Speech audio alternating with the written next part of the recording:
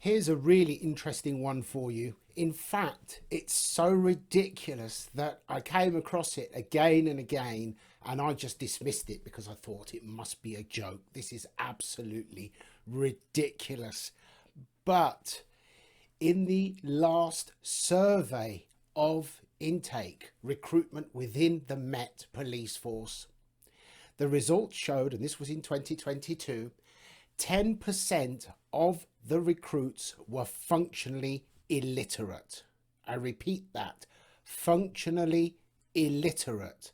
And the reason for this is because the Met are under so much pressure for diverse recruitment that they overlook little things like literacy.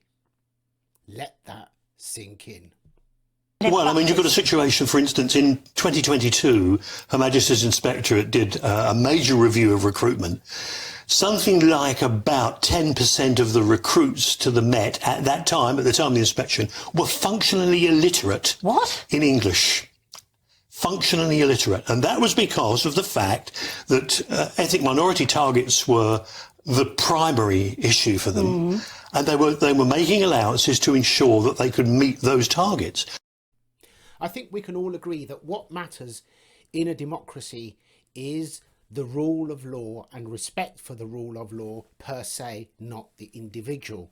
Because once the respect for law disappears, if people en masse have no respect for the law, how do you stop them? We have hardly any police officers, certainly not enough to manage crime en masse as we are seeing. They are under ridiculous directives.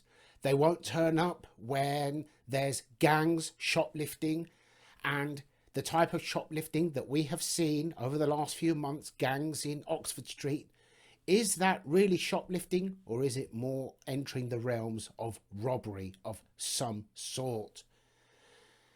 They won't do anything about a bunch of nutters breaking the law, openly supporting a terrorist organisation in our capital, in the heart of our capital, and yet they will happily arrest a religious woman who's stood near an abortion clinic praying quietly in her head. This says it all. Things need to change, and they need to change now.